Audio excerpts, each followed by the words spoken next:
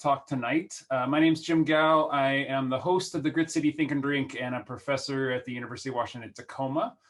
We've been doing this now. I think this is our fourth or fifth year of doing this. And we're hoping to get back in person when everything is safe again. So we'll let you know when we get to go actually drink and eat together while we're listening to these talks. But in the interim, these talks happen the second Tuesday of every month, so you can chime in. You can go to the website that you see on your screen. You just Google UW Tacoma Grit City Think and Drink, and you'll find it.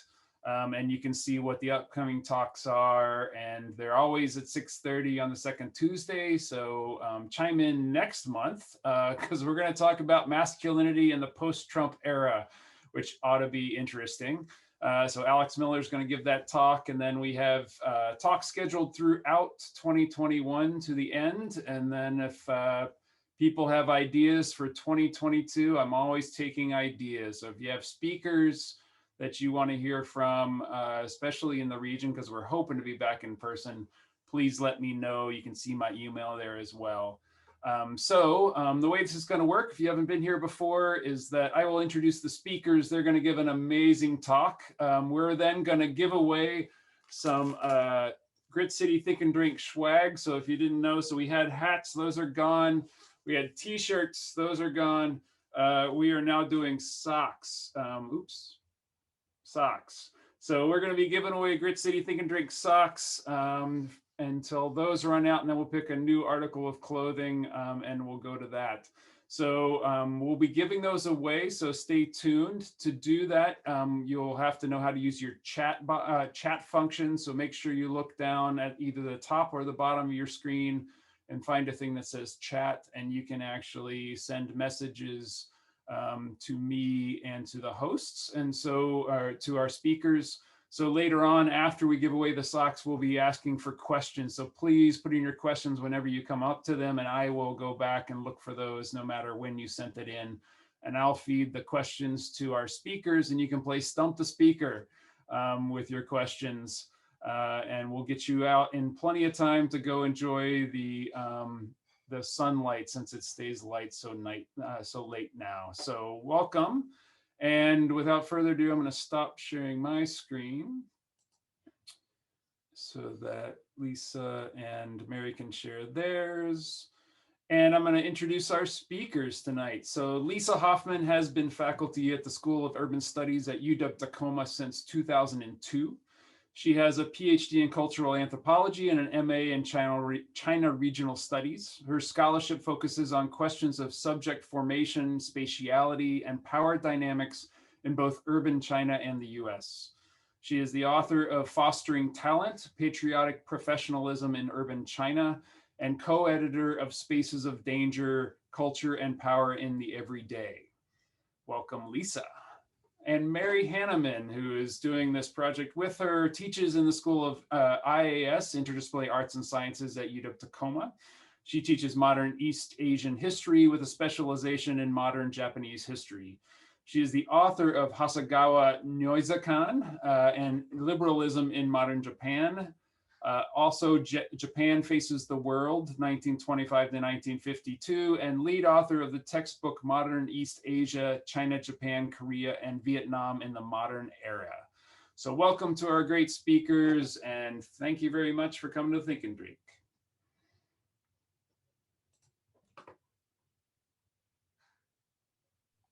Well, thanks for being here, and it's great to see some folks and some boxes with white names in them, like I see in my classes every week. Anyway, thanks for being here, and thanks, Jim, for inviting us and for introducing us. We're going to be talking about the project that we were involved in the book Becoming Nisei.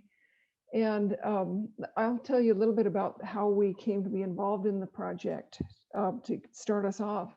So the project began centered on the Tacoma Japanese Language School, which was housed in a building that was on the what would become the campus footprint of the University of Washington, Tacoma.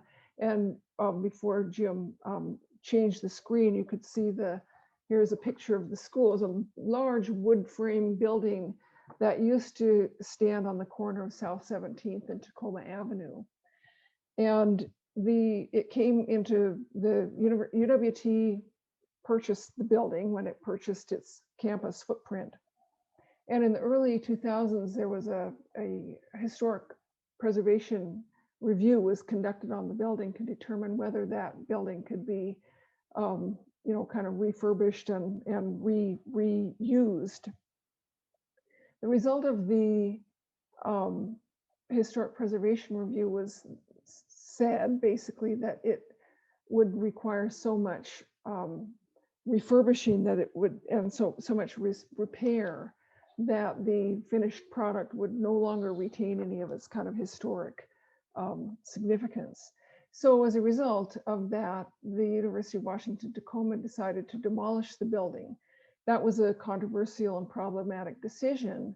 And the school, kind of to mitigate the finality of that decision, hoped to be able to memorialize this school, the Japanese language school, in the community. And so they put out a call to the UWT community and asked if anyone would be interested in participating in a project having to do with that Japanese language school.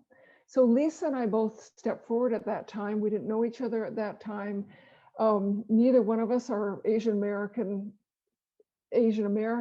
So we kind of brought each of our separate disciplines to the project. And I don't think, well, I know at the beginning, at the outset, we had no idea where the process would take us.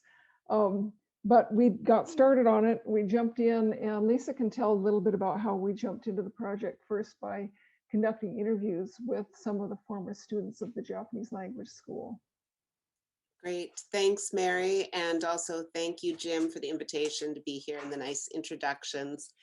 As Mary described, we got involved in this project, and because it started around the Tacoma Japanese Language School, we started interviewing former students of that school.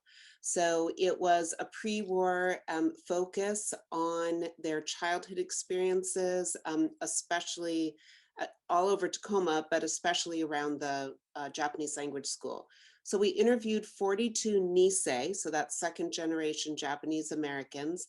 And it was a cohort that was born between 1915 and 1940. A few of the families returned to Tacoma after wartime incarceration, but most did not. And so we had to travel. We went to Chicago, Los Angeles, and Oakland, California, in order to conduct the interviews. So we also want to recognize that as two white women, we really appreciate that all of the Nisei were willing to speak with us, and they were incredibly generous with their time and their stories. And what we found is that these interview narratives alerted us, and it took us time, as Mary noted, to the importance both of spatiality in constituting the self, but also the ways in which these processes were also transnational in nature. And that also then allowed us to talk about the complexity of becoming and bridging these multivalent Nisei aspects of Nisei identity. So in many instances, the narratives exhibited efforts to reconstitute the self as well in the face of what we call in the book a kind of structural and historic erasure of this community in Tacoma. And we'll talk about that today.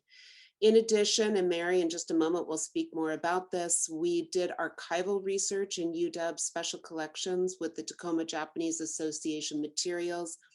There is also some great records from the St. Paul and Tacoma Lumber Company, and also the Ronald Magdon papers. There were some other collections as well, but those were really quite helpful for us. And so together we developed this transnational and spatial argument about becoming Nisei. And tonight we're going to focus on some key aspects of how both Meiji Japanese practices and daily urban lives in pre-war Tacoma shaped second generation Japanese American subjectivity. So, Mary.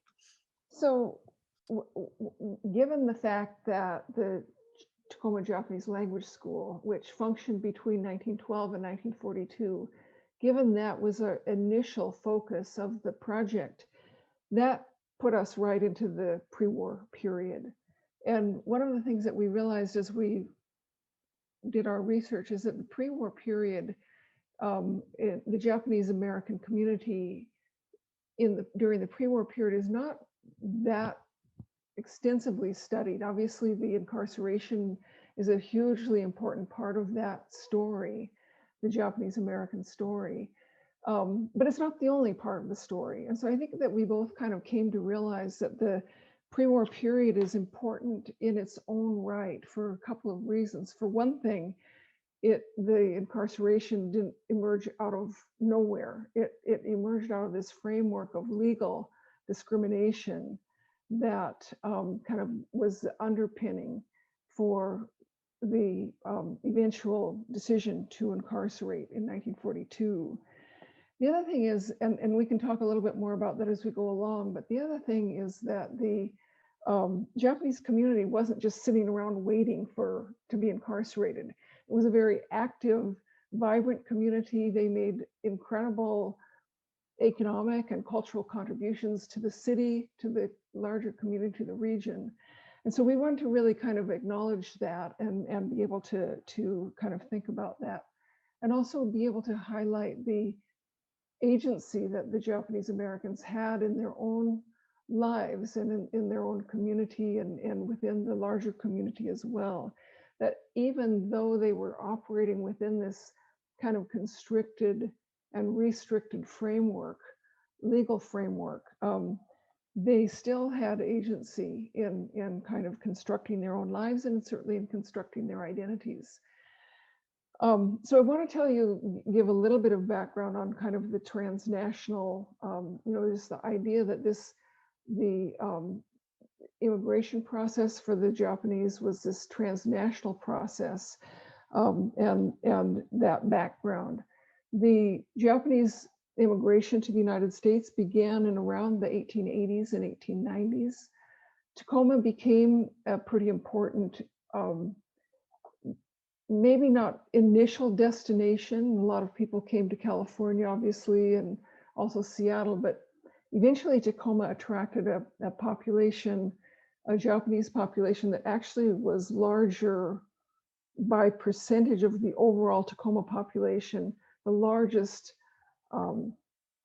concentration of Japanese population along the West Coast. So in other words, we had a very significant Japanese population, important, not as large in sheer numbers as Seattle or other places, but very significant in terms of their, the size of the Tacoma community.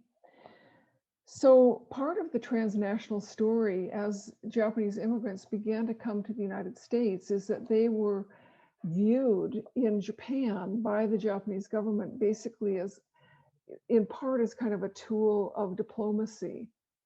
And so Japanese migrants from Japan were kind of vetted by the Japanese government to make sure that they fit proper categories, that they would show the good side of Japan. And for example, guidebooks guidebooks were published to kind of educate the would-be Japanese immigrants, and they were instructed, for example, to use a spoon for soup and use a fork for any other kind of food. When you're eating soup, I'm reading from one of these guidebooks. When eating soup, don't make slurping sounds and don't talk with your mouth full.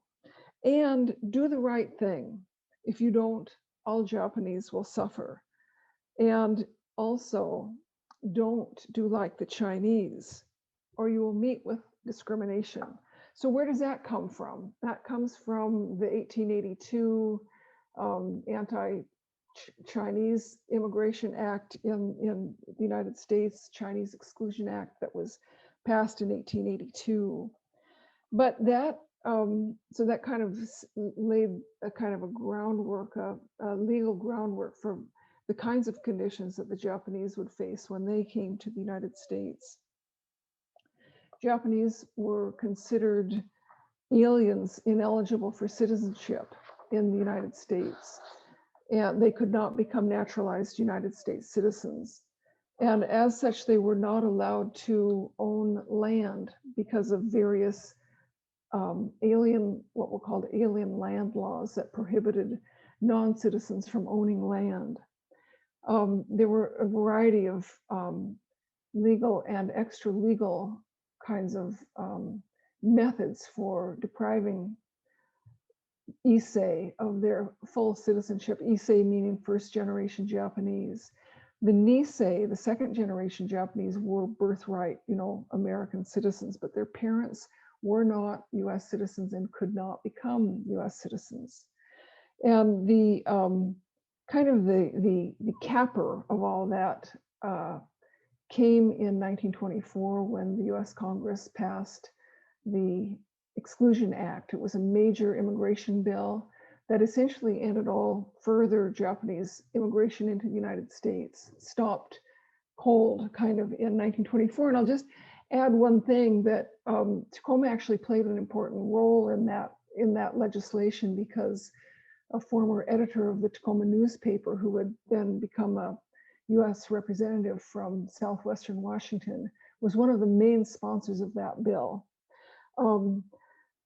Despite these kinds of legal and social, discriminatory practices, Japanese settled in various places in Tacoma. Lisa's putting a map of Tacoma, and it shows this concentration in downtown Tacoma, but also in other areas of the city that no one really knew that these settlements had taken place before, but it became apparent as we conducted our interviews.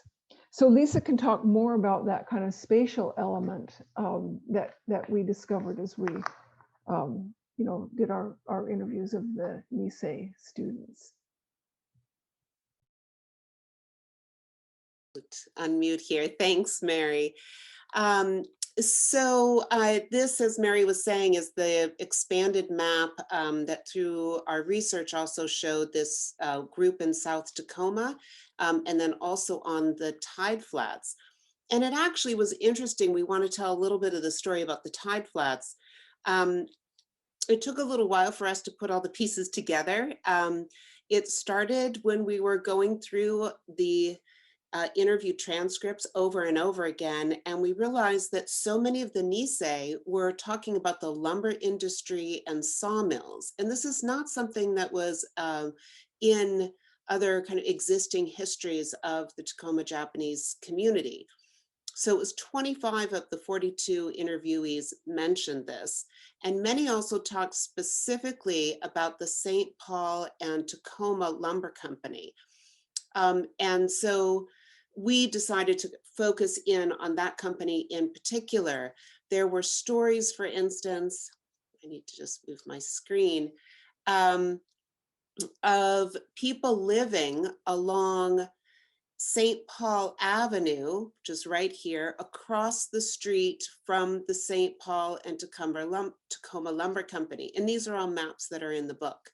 And there were a number of houses that were along the street. And then we also found in the UW archives, we found an old map of Tacoma that actually showed these. And that was some of the great work with our research assistant, Sarah Pyle, as well. And we matched that up with the narratives from the interviews. Then also in Rod Magden's papers, we found a memoir by Clinton Butsuda that had wonderful descriptions of life along St. Paul Avenue. And that was one of the families that lived there as well. And in fact, a call out to Lynette, Clinton's daughter, who is here with us tonight. Just amazing writer, and we were so pleased when we found that description.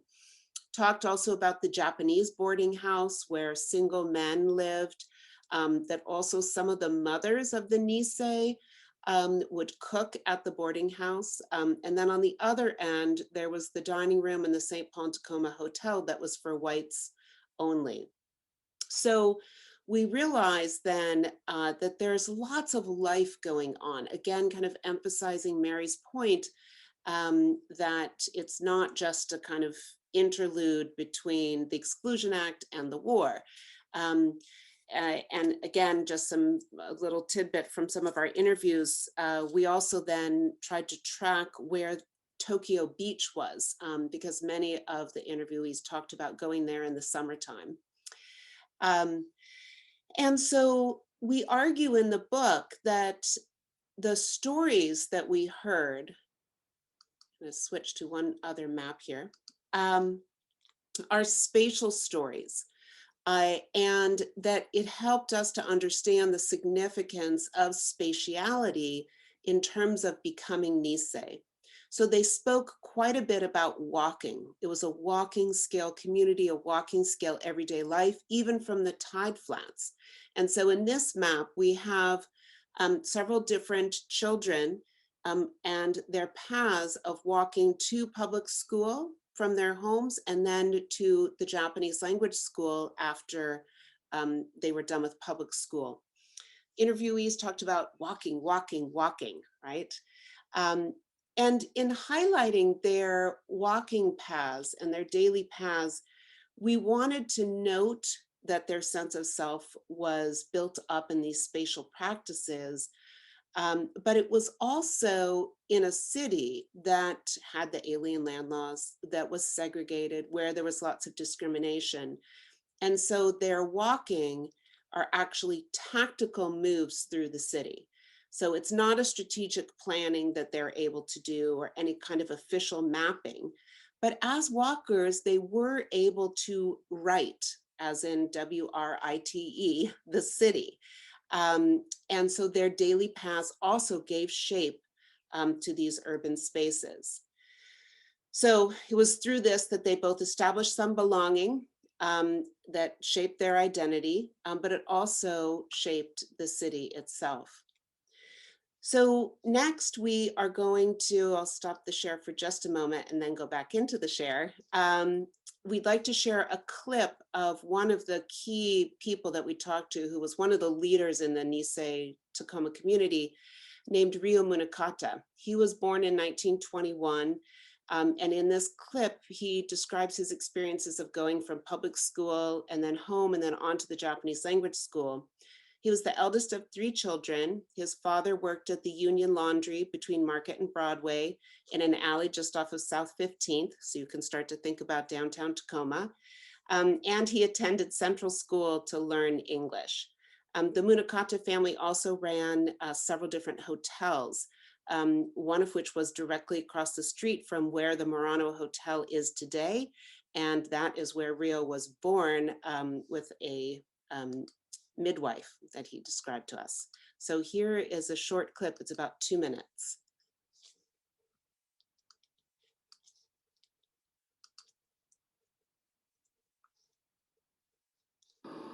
We'd go to the public schools. Classes start anywhere around 8:30, and it would finish around 3 o'clock. And then between 3 and 4, we either had to go home and then go to the language school, or we went directly. Mm-hmm. And if we did go home, we'd find time to pick up something to munch on. Mm-hmm. And you'd pick it up and then start walking to school, and whatever you have in your hand, you're eating it. And I well remember our teacher saying, it's not proper to be standing, let alone walking, to be eating food. Mm-hmm. And that's so sometimes we cheat and we put something in our food and walking the street. You try not to move your jaw all of this. And when I think of that, like I mentioned about 13th to 15th and the merchants, the owner of the business would be standing right there in the store, and they would be looking out. And as we walk the street, you see them and they know you and I know them. You must bow your head and acknowledge. You just couldn't walk by without acknowledging each other. So when I went to California, it was nothing for the people in California to walk and see another Japanese American fellow, a person, and not bow because they're really strangers. But I grew up in a community where we knew each other, so invariably we would bow and acknowledge. And Okay. So one of the reasons we love this clip from Rio is that it shows both the transnational elements, right, of the behavior expectations from the older generation, these kinds of micro practices of subject making, but also the significance of what's happening on these city streets. And then the last thing I'll say about the spatiality is that the language school building itself was also a really important part of becoming Nisei. So in Tacoma, unlike other communities, Japanese communities on the West Coast and in Hawaii, it was a singular secular school that was in operation every day. As opposed to other places where they might just have it on weekends and it was run by different religious organizations, the Buddhists or the Methodists, for instance. So some quotes from the interviews, because this is where the children would come together, right? No matter what background, what prefecture their families were from, what religious background they had. It was where all the children's lives intertwined. And so some of the quotes, it brought the community together. It was our second home. It was our playground. It was a gathering place for all of us. All of us had a place to go. It held all the Japanese people in Tacoma together. And so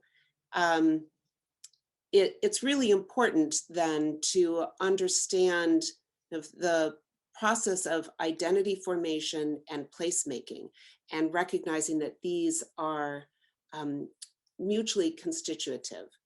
And then finally, and ironically, the language school building, because it was so significant in everyone's lives, was used as the civilian control center where people of Japanese descent had to register for wartime incarceration. And now Mary will elaborate more on the transnational aspects of becoming Nisei. So Lisa is talking about kind of the spatial elements of identity formation. For me, I brought in the kind of transnational aspect. I'm a historian of modern Japan. My focus is on late 19th century, in particular late 19th century Japan. This was the Meiji period in Japan's history, and it was a time when Japan was just emerging out of really literally centuries of isolation. And it was kind of emerging and wanting to find a place in the world, in the international community. It was undergoing rapid modernization, industrialization, building a modern military, and really seeking to become a member of the international community. So as I mentioned earlier, one aspect of kind of that international outreach was actually sending immigrants out to the United States and other places as well. One of the significant, in the midst of this change and this rapid modernization, the Japanese government issued a document called the Imperial Rescript on Education, which was it both kind of influenced the shape of the society and culture in Japan, and also it kind of defines or describes the society and culture of Meiji Japan. It was a document that kind of functioned somewhat in the way that the Pledge of Allegiance has functioned in the United States, where school children every day, every morning would get up and recite this Imperial Rescript on Education, which basically was a document that kind of reiterated many traditional Japanese values. values that the government was afraid would get lost in the midst of this, rapid modernization. Values like duty, loyalty, don't bring shame to your family, to yourself, be loyal to your parents, be filial to your parents, all of these kinds of things. So this document, one of the things that we argue in the book is that this document both reflects the culture that the Japanese Nisei immigrants brought, and also shaped the culture that they brought with them to the United States. Kind of socially, culturally, educationally, this is what they brought with them. And this is what they then kind of hoped to be able to pass down to their children. And as such, it became a kind of a core element in the education that was offered at the Japanese language school. The name Japanese language school obviously suggests that language was an important part of the curriculum, and it was. But there was a lot of other things that were going on. They were learning history, they were learning culture, they were learning language, but literature, poetry, calligraphy, all of these other things as well. But they were also adding to this, American values like democracy and equality. And in the interviews, these values were often emphasized by the Nisei when we talked to them. So we came to kind of began to kind of see, or began to kind of understand, that this identity formation for the Nisei was very rich and I won't say confusing, but rich process. It was an ongoing process.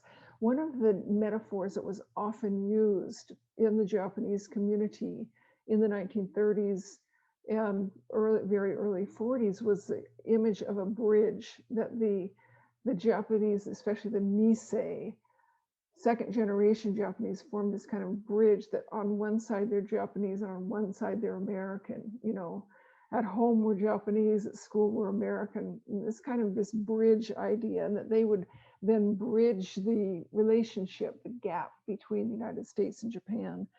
But we came to kind of see through the process of interviews that this was it was not an issue of it being a bridge, and we came up with the idea of bridging, that this was an ongoing process. It was a nuanced process. It was not just a, you walk to school, you walk home process. It was an ongoing,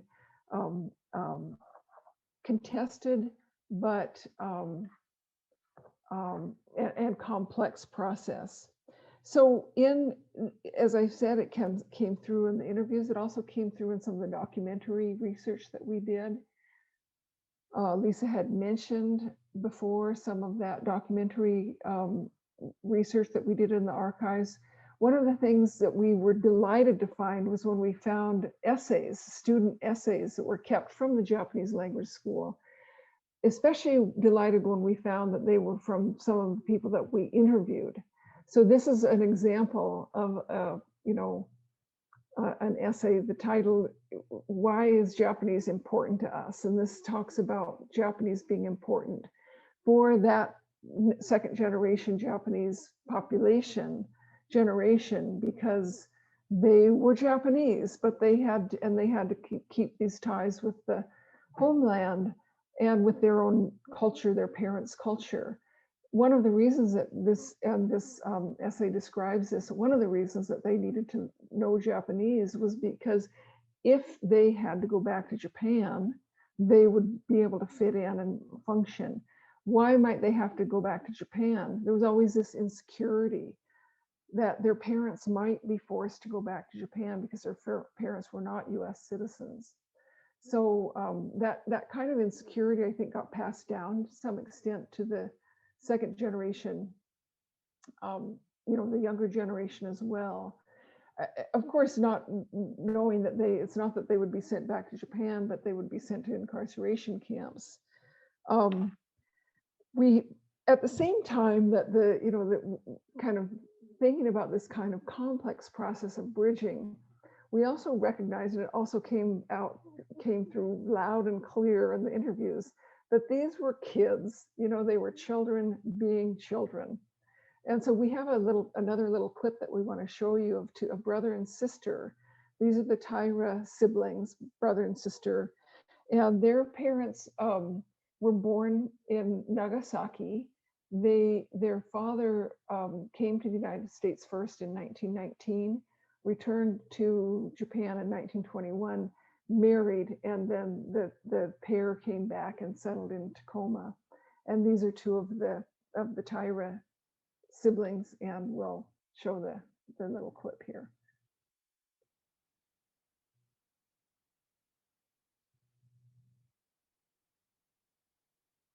Oh, Lisa, you need to unmute. Sorry, everybody. She just said that they were in the same grade or the same classroom, and I'll take it from there. 2 or 3 classrooms in one class, I remember. See, that's what she recalls. Yet I only recall it being our grade. But the one that had several grades was in the upstairs, the main room. Right, kindergarten through, I can't remember what grade. Yeah, lower grades. Right, but I know there were several because Mrs. Hata would assign us assignments, and then we're supposed to be doing this assignment, and then she'd go over to the other side of the room. That's true. Yeah. You know, so. And I'm sorry. And then when the boys got too rowdy and noisy, then the principal step out of his class and come to the window, and with a stern look, all he had to do was look in the window, and we all quieted down. Well, our group, I guess we were the lowest of that group, Right. in that class. Right. And we were 11 years old, of course, you know how mischievous we could get. And so we were pretty rowdy, and I really now think back and admire like Mrs. Hata. Right, for putting up with that.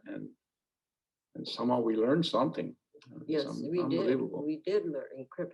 And, you know, we had to make our own ink when we had to do with a brush writing, the calligraphy stuff. Mm-hmm. And all the girls would hesitate sitting in front of the boys for fear that their hair would get dunked in the ink. I remember, no, you go sit there. No, I don't want to sit there. Where did they get that idea? Boys. I can think of it now. I remember that so well. No, we were pretty bad though. I do recall. And to this day, I see after the war, let's see, after I was in the service and came back, we went to visit Mrs. Hata. Mm. She was amazed I grew up even.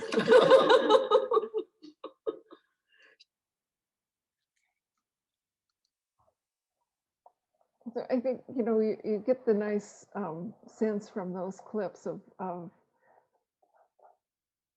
just how enjoyable it really was for Lisa and me to be able to, you know, be welcomed into that community. I've often thought, for me, it was especially a treasure because that generation is exactly my parents' generation. And so to be able to kind of talk with them and hear their perspective on that, their growing up years is really a treasure to me. But we're going to kind of wrap things up here. So, you know, I guess, you know, we want things to be, we hope our work, you know, kind of helps to bring some recognition to this community and to the contributions that they made to the community. And I think, you know, we showed the maps earlier. You can see that community, you just walk through downtown Tacoma, walk around on the UWT campus, and you can see that community has completely disappeared. And so Lisa can talk a little bit more about that erasure that has occurred with that community. Yeah, thanks, Mary. So really important aspect of hearing all of these wonderful stories about growing up in Tacoma was also the recognition when, as one interviewee, actually Ryo Munakata, said, as he described in detail downtown Tacoma, he said, "But it is all gone now." And so in the book, there are two pictures of Broadway between 13th and 15th, if you can just think about downtown Tacoma. One, when the area was almost fully Japanese run businesses in the 1930s and 40s, and a recent drone picture that shows this area now as a lot of parking lots, the Murano Hotel, and other office buildings. So it's a really completely different landscape. Another example, Sarah Pyle, the research assistant on this project, she also noted that there were 40 discrete buildings mentioned 3 or more times by the interviewees. By 2018, 36 of those were either vacant or parking lots. Okay. So we want to emphasize here that people often don't consider the kind of structural and systemic practices that have produced these erasures, what we call a structural erasure of the Japanese American community. And so it's not simply that development happened in the city or that a building ended up in a state of disrepair. Sorry. Rather, we want to emphasize that the anti-Asian legislation that Mary was talking about, like the alien land laws, the Exclusion Act, of course, with wartime incarceration, produced such a landscape in Tacoma. And it required a kind of continuing collective amnesia and systemic forgetting. In addition, there are settler colonial logics of land taking and elimination that are so ingrained into urban processes that they support this kind of collective amnesia. I see you, Jim, we'll wrap up here. So if we just think about the daily paths that Rio described, I'm going to shut my door, I'm so sorry. So the daily paths that Rio described, this part is really important. We can understand it as the spatial aspects of his subject formation. And so when we see the erasure of those spaces, it can also be understood and experienced as an erasure of the self.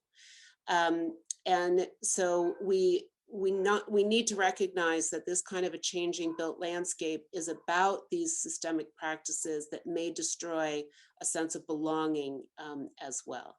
And then just finally, we therefore argue that the Nisei spatial stories that they told us and they shared in these interviews and about these Meiji influences on their lives are ways that they reconstructed the self and the community on their own terms. So it's a kind of speaking back and revisibilizing that which has been erased. And it also then has the potential to destabilize some of these practices that continue the collective amnesia that's all around us. So as Alan Pred, geographer, has argued, the past is not dead, but it may be buried and forgotten. So thank you very much. Thank you, Lisa. Thank you, Mary. That was wonderful. Definitely for somebody who's worked in Japan and with Japanese American colleagues before, this is a wonderful talk. So thank you very much. I do understand that our speakers today have some sort of code that you can use if you're interested in their book and you want to check out more about what they've been talking about. I think Lisa just shared that. So there's a discount code for you to use that's in the chat right now. It's W193.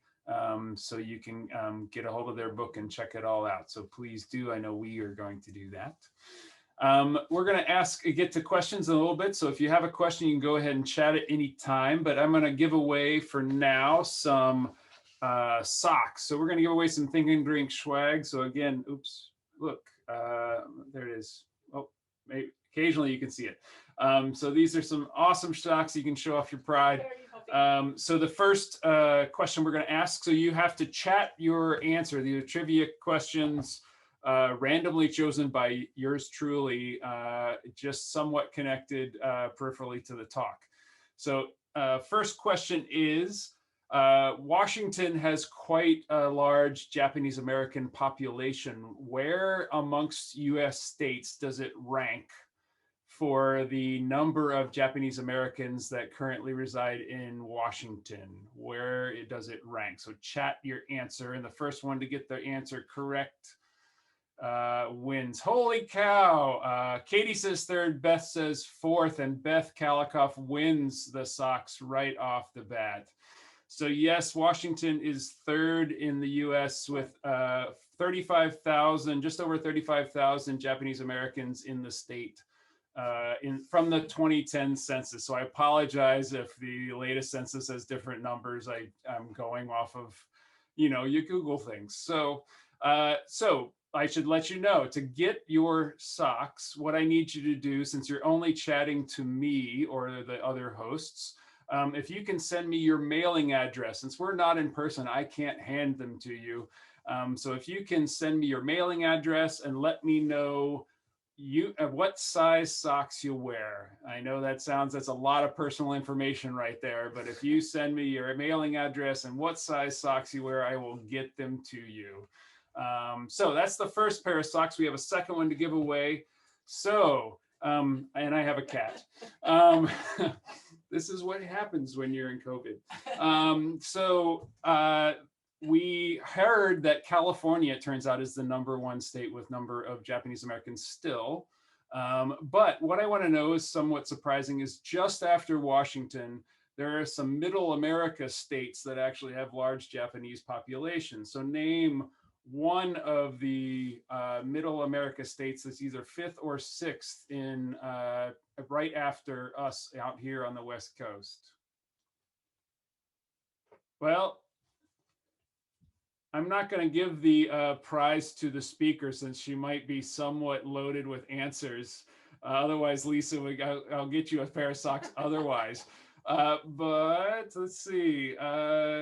Katie says Iowa. I see a Minnesota. A couple Minnesotas. It's not those. Anybody else got guesses? Michigan, Ohio, UW Mama, whoever that is. UW Mama, you win a pair of socks. Ohio, it turns out, is 6th, I believe it is. Illinois is 5th. So I'm not sure what what the draw is for Japanese Americans in Ohio. It'd be good to know something about that. So UW Mama, if you can send me your mailing address and what size socks you wear in the chat, I will get those to you. Thank you very much. All right, we've given away our prizes and now it's time to stump the speakers. So I've been asked to remind you that their work is on pre-war Japanese American experience. So please try to limit your questions to those. Otherwise, they've warned me that they just don't have much much expertise in the wartime piece of things. I do have a starter question while we're waiting for some questions to get chatted in there. Mindy wants to know, was there a connection between the Tacoma Nisei and the Seattle Nisei, or was there a just like there is between Dakota and Seattle now, is there basically an animosity between the two? I think you have to unmute yourself, Lisa. Baseball, they had team sports and they played games against each other and stuff, but I don't think, we never saw any, Lisa can add to this, but I don't think we ever saw any kind of that rivalry or anything. There was a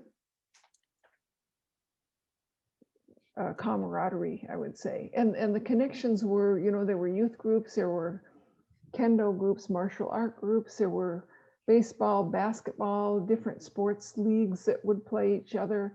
There was newspaper, big Japanese newspaper that was published in Seattle that people here, in Tacoma also read. So Yeah. Yeah, and I would add that there were also family members across the two communities, and that some people came into Seattle and then moved south down to Tacoma, or the other way. So Mary, what were some of the team sports that they played, or besides the youth groups, what were they? Was there sort of sports leagues for Japanese, for Nisei in the area? Yeah, there were leagues, and the main thing was baseball. Ah, cool. Thank You know, I mean, since I'm an historian of modern Japan, I can tell you that baseball was imported to Japan in the late 19th century. So it became very popular, as we know, right? And and that popularity, you know, in a sense, you know, baseball could be that perfect sport for Nisei, because it was so quintessentially American, and yet it was this. There were these Japanese connections as well, you know. That's cool. There was a comment from Yuda Mama, who is Mary, I guess, that said that I guess Uwajimaya started in Tacoma and moved to Seattle. So there was a large and actual like Japanese or Asian grocery store that was here. Yeah, I think people don't realize that. Oh, you know, I certainly didn't know that Uwajimaya had actually begun here in Tacoma. It was a Tacoma family. Very cool. I have a question from Leanne. She says, what ways do you hope to see the walking you discussed of the Japanese students after public school to Japanese language school recognized now?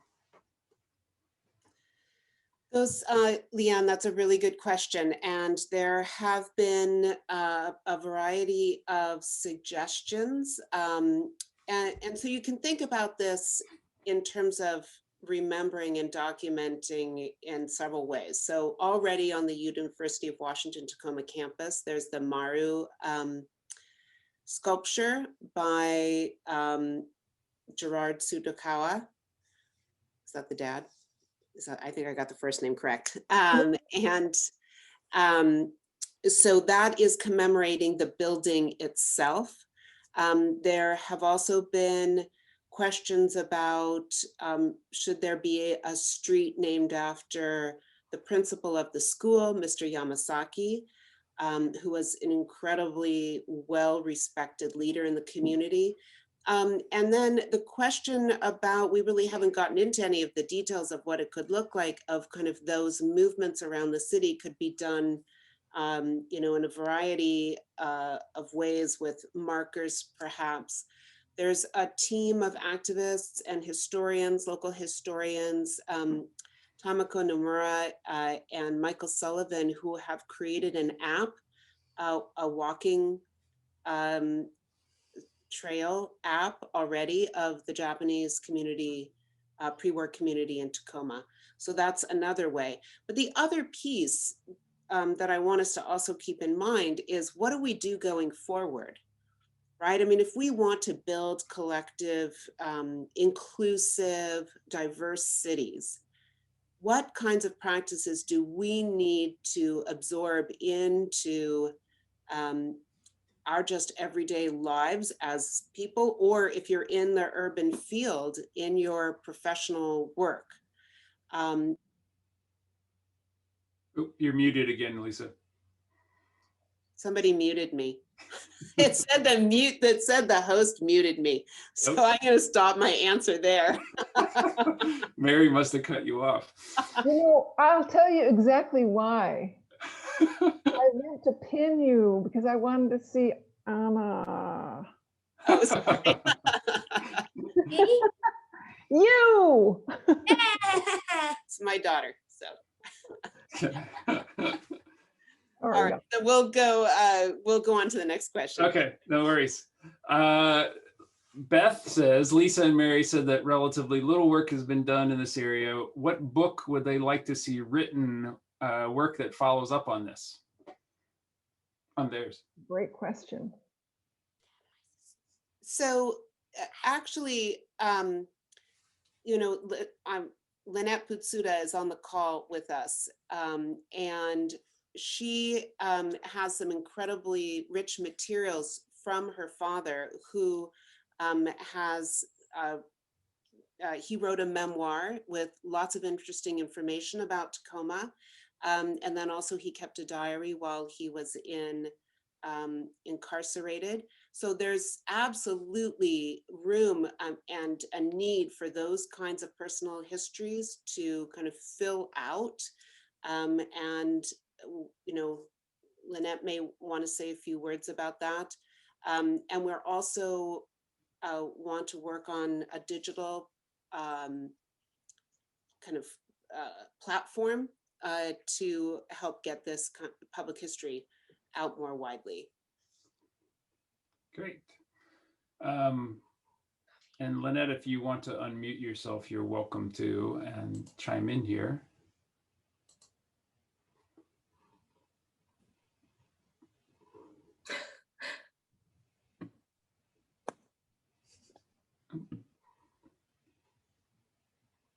Maybe not. I think I got it. Oh, there you are. There we go. There we go. Yes, it was so great to be able to read Lisa and Mary's book and to get a really good foundation for all of the other parts of Tacoma. I've never been there. My father had always wanted to take us up there, but we never got around to it. So it's reading the book and reading my dad's information. I'm getting a real sense of the area and real eager to come and visit sometime. Excellent. Thank you. Thank you for being here. Thank you. Let's see, we have time for a couple more questions. Anne-Marie wants to know what surprised you most during your research? So I can say, Anne-Marie, it was, as a cultural anthropologist, I don't go into archives. I mean, that's not a main part. My work has not taken me into archives. And being there with Mary and finding things that just put pieces together was so incredible. And it was surprising to me, you know, to be involved with an historian. We also had some fantastic research assistants, an international student from Japan who was a biomed major, but helped us with language. So that's what I would say surprised me the most, actually. And I think what surprised me the most is that surprised Lisa. You know, as an historian, that's all you do. Like, that's what you get is paper, documents. But the other thing is what I mentioned earlier is just how meaningful it was to me to get to talk to people from my parents' generation. That surprised, my own personal emotional reaction surprised me. And the other thing is that surprised me is just how amazing it is to work with someone in this. First of all, how amazing it is to work with Lisa, but someone with a different discipline, and how rich it can be to exchange ideas, and how talking with Lisa helped me to think about my own discipline in a different way. So that was really, really rewarding. Awesome. So I'm just going to put this out there because Beth asked it, and you can scream at her because she asked the question. She wants to know what your next book project is for you two. We don't have one planned for the two of us, but we've had so much fun working together. Awesome. But we both have different projects that we're thinking about, and we do continue to write together. There's so much material here, and I'm sorry. So we're doing some articles and book chapters now. Sorry, Beth.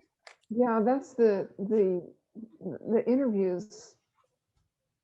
Like Lisa was saying earlier, we're hoping to be able to get those in a digital format so that they can be on a, hosted probably in the library, so that they're accessible to a, much wider audience, because those interviews, the portions that got actually made it into the book is just a very thin slice, representative slice, we hope, but there's just so much more there. Mm-hmm.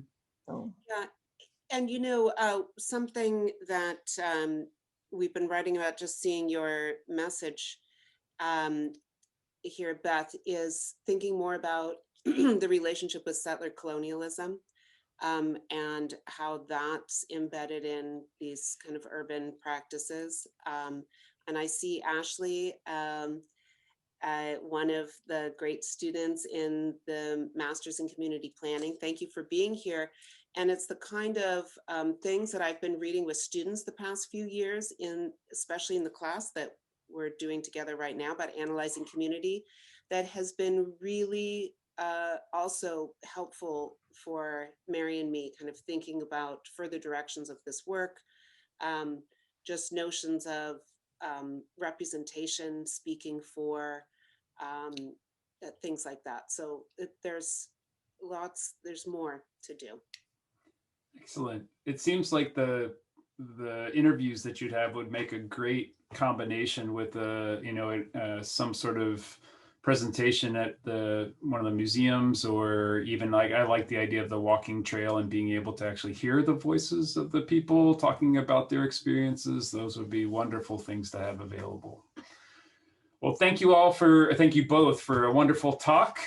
Thank you all for being here for the Think and Drink. I'm going to remind you that you can go to the link that I just put in the chat. If you want to see what's coming up the rest of the year, you can go to the Think and Drink website and see what the next talks are. But remember, second Tuesday of every month we'll be here.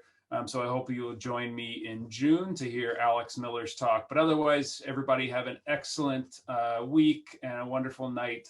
And thank you to our speakers, Mary and Lisa. Thank you very much. Thank you, everybody. Thanks for coming. Thanks, Jim. Yep. Again. Bye, guys. Bye, everyone. Bye. Bye.